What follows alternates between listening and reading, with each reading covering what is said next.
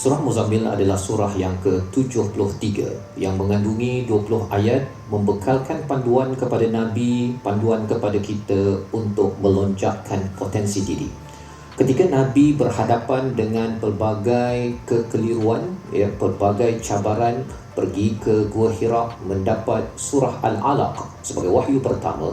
Kemudian Nabi dengan keadaan yang tidak tenteram minta diselimutkan kepada isteri baginda Sayyidatina Khadijah.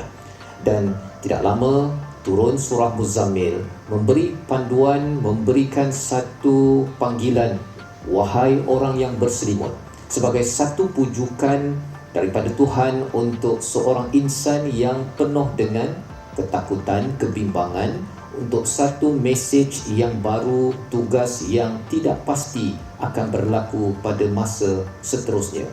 Inilah surah Al-Muzammil pada ayat 1 hingga 10 bercakap tentang bangun malam adalah satu kaedah untuk menguatkan jati diri. Bangun malam ini mempunyai standard yang tinggi tetapi diberikan kekurangan, kelonggaran selepas itu, selepas hampir setahun apabila turun ayat pertama hingga ayat 19 daripada surah Muzammil. Membaca Quran pada waktu malam ini adalah satu daripada cara untuk melonjakkan potensi pada diri kita. Diberitahu kepada Nabi kerana dengan membaca Al-Quran inilah ia akan menyebabkan seseorang mampu untuk berfikir, berperasaan dengan panduan daripada Tuhan. Dalam solat malam ini diajarkan untuk Nabi sentiasa memerhati kepada Rabbul Masyriq wal Maghrib, Tuhan Barat dan Timur, fattakhirhu wakila, untuk bertawakal kepada Tuhan. Mengapa?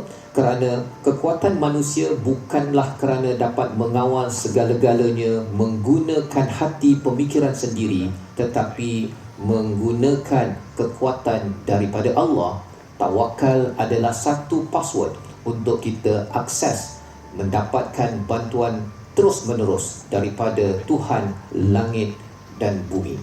Dan dengan tawakal ini Nabi dapat bersabar. Sabar ini penting untuk berhadapan dengan cabaran mendatang. Dalam hidup kita, kita berhadapan dengan cabaran di tempat kerja, membina keluarga. Pelbagai cabaran itu sebenarnya dapat diuruskan dengan kesabaran yang hadir dengan tawakal. Bila kita bangun pada waktu malam, bila kita bangun pada waktu malam ini, kita hidupkan di tengah kesunyian, berhadapan, bermunajat kepada Tuhan. Pada ayat yang ke-11 hingga 19 dinyatakan tentang apakah cabaran. Muncul perkataan Fir'aun.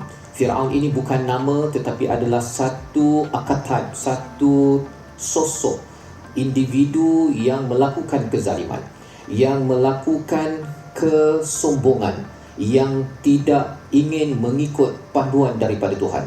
Maka Nabi SAW diingatkan bahawa wa'asa Fir'aun. Fir'aun itu menderhaka kepada Rasul, dan ini adalah satu gaya cara berfikir yang diajarkan Allah bahawa di hadapan nanti ada orang yang akan derhaka, yang degil, yang tidak mampu untuk mengikut kepada panduan wahyu. Tetapi bila kita sudah pun menjangkakan cabaran di hadapan, itu menguatkan jati diri kita, melakukan perubahan. Dan jika pun ia perit, tetapi kita ada Tuhan yang akan memastikan kita tidak sempit. Inilah surah Muzammil, surah yang mengandungi 20 ayat. Pada ayat yang ke-20 turun setahun selepas itu, memberikan satu realiti. Selepas Allah memastikan bahawa Qiyamulan itu dibuat sepanjang mungkin, diberikan tawaran bagi orang yang sakit, ada orang yang sibuk mencari rezeki, yang sedang berjuang, berjihad di jalan Allah, maka diberikan diskaun. Tetapi masih lagi jangan tinggalkan perkara minimum, dengan solat, dengan zakat, dengan sentiasa untuk berbuat kebaikan.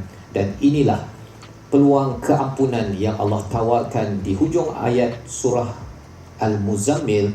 Panduan kepada kita, bila dapat keampunan, kita akan melonjakkan potensi untuk meneruskan perjuangan menuju Tuhan. Adakah anda ingin mengikuti kupasan lanjut surah Muzammil melonjakkan potensi diri kita? Ikuti perbincangan di Masjid Sultan Haji Ahmad Shah UIA Gombak pada 11 Mac 12 tengah hari. Sama-sama kita raikan bulan Al-Quran.